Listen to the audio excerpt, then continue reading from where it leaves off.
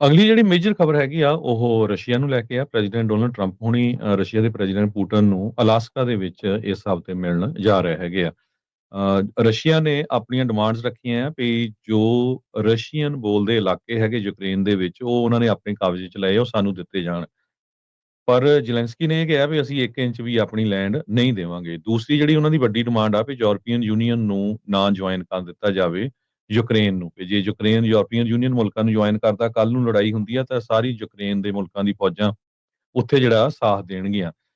ਸੋ ਇਹ ਵੀ ਕੋਸ਼ਿਸ਼ ਹੋ ਰਹੀ ਆ ਵਾਈਟ ਹਾਊਸ ਵੱਲੋਂ ਵੀ ਜ਼ੈਲੈਂਸਕੀ ਨੂੰ ਵੀ ਸ਼ਾਇਦ ਇਹਦੇ ਵਿੱਚ ਐਡ ਕਰ ਦਿੱਤਾ ਜਾਵੇ ਜਦੋਂ ਉਹਨਾਂ ਦੀ ਮੀਟਿੰਗ ਹੋਣੀ ਆ।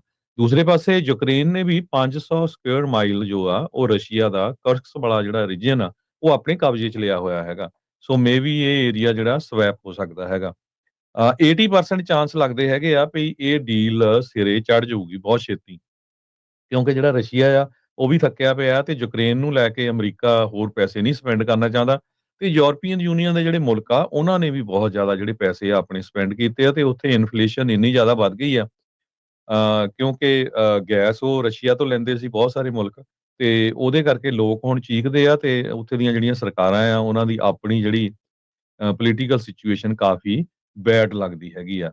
ਸੋ ਇਸ ਮੀਟਿੰਗ ਦੇ ਵਿੱਚ ਮੇਨ ਕਿਹੜੇ ਮੁੱਦਿਆਂ ਦੇ ਉੱਤੇ ਗੱਲਬਾਤ ਹੋਊਗੀ, ਪਰ ਇੱਕ ਜ਼ਰੂਰ ਆ ਵੀ ਇਹ ਪੋਜ਼ਿਟਿਵ ਸਟੈਪ ਵੱਲ ਗੱਲ ਆ।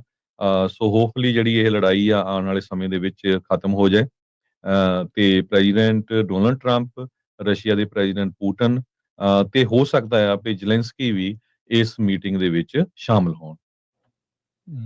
ਜੀ ਬਿਲਕੁਲ। ਸੋ ਸੱਦ ਰਹੇ ਆ ਉਹਨੂੰ ਜਿਹੜਾ ਜ਼ੈਲੈਂਸਕੀ ਆ, ਉਹ ਕਹਿੰਦਾ ਵੀ ਯਾਰ ਮੇਰੇ ਤੋਂ ਬਗੈਰ, ਮੈਨੂੰ ਪੁੱਛੇ ਬਗੈਰ ਕਿਹੜੇ ਇਲਾਕੇ ਤੁਸੀਂ ਕਿਹਨਾਂ ਨੂੰ ਦੇਣੇ ਆ, ਕਿਹਨੂੰ ਨਹੀਂ ਦੇਣੇ ਆ। ਇਹ ਟੋਟਲੀ ਜਿਹੜੀ ਇੱਕ ਹਿਸਾਬ ਦੇ ਨਾਲ ਗਲਤ ਗੱਲ ਆ।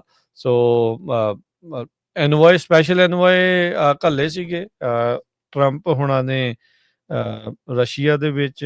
ਉਹਨਾਂ ਨੇ ਗੱਲਬਾਤ ਕੀਤੀ, ਕਹਿੰਦੇ ਜੀ ਸਾਰਥਕ ਗੱਲਬਾਤ ਹੋਈ ਆ।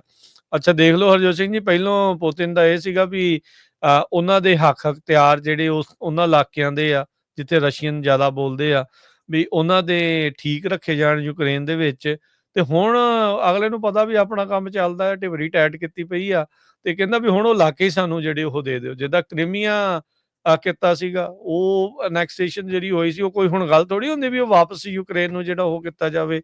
ਸੋ ਇਹੀ ਹਾਲ ਮੈਨੂੰ ਲੱਗਦਾ ਇਹਨਾਂ ਇਲਾਕਿਆਂ ਦੇ ਵੀ ਜਿਹੜੇ ਇਵੈਂਚੁਅਲੀ ਆ ਉਹ ਹੋ ਜਾਣੇ ਹੈਗੇ ਆ। ਸੋ ਲੈਟਸ ਸੀ ਕੀ ਜਿਹੜਾ ਉਹ ਬਣਦਾ ਆ। ਪਰ ਇਹ ਮਸਲਾ ਜਿਹੜਾ ਉਹ ਗੁੰਝਲਦਾਰ ਆ।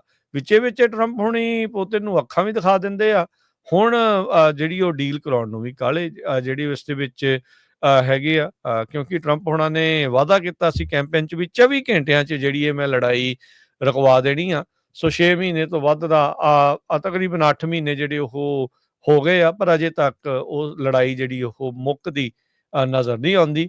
ਇਨਫੈਕਟ ਖਤਰਾ ਇਹ ਬਣਿਆ ਪਿਆ ਆ ਵੀ ਯੂਕਰੇਨ ਆਪਣੇ ਇਲਾਕੇ ਵੀ ਜਿਹੜਾ ਉਹ ਗਵਾ ਬੈਠੂਗਾ, ਜੋ ਕਿ ਆਲਰੇਡੀ ਉਹਦਾ ਗਵਾਏ ਪਏ ਆ ਲੜਾਈ ਦੇ ਵਿੱਚ ਆ, ਪਰ ਲੱਗਦਾ ਵੀ ਪੱਕੇ ਤੌਰ ਦੇ ਉੱਤੇ ਹੀ ਇਸ ਦੇ ਵਿੱਚ ਗਵਾ ਸਕਦਾ ਆ। ਵਕਤ ਪ੍ਰੈਸ਼ਰ ਇੰਨਾ ਆ ਵੀ ਜੀ ਪ੍ਰੈਜ਼ੀਡੈਂਟ ਟਰੰਪ ਦੇ ਉੱਤੇ, ਤੇ ਅੱਜ ਬੜੀ ਫਨੀ ਜਿਹੜੀ ਉਹਨਾਂ ਤੋਂ ਮੂੰਹ ਚੋਂ ਸ਼ਬਦ ਨਿਕਲ ਗਏ ਜਿਸ ਟਾਈਮ ਉਹਨਾਂ ਦੀ ਪ੍ਰੈਸ ਕਾਨਫਰੰਸ ਹੋ ਰਹੀ ਸੀ ਵਾਸ਼ਿੰਗਟਨ ਡੀਸੀ ਦੇ ਸੰਬੰਧ ਦੇ ਵਿੱਚ ਕ੍ਰਾਈਮ ਨੂੰ ਲੈ ਕੇ, ਤੇ ਉਹਦੇ ਵਿੱਚ ਉਹਨਾਂ ਨੇ ਕਿਹਾ ਵੀ ਮੈਂ 15 ਤਰੀਕ ਨੂੰ ਜਿਹੜਾ ਅਗਸਤ ਨੂੰ ਰਸ਼ੀਆ ਜਾ ਰਿਹਾ ਆ ਆਪਣੇ ਪੁਟਿਨ ਨੂੰ ਮਿਲਣ।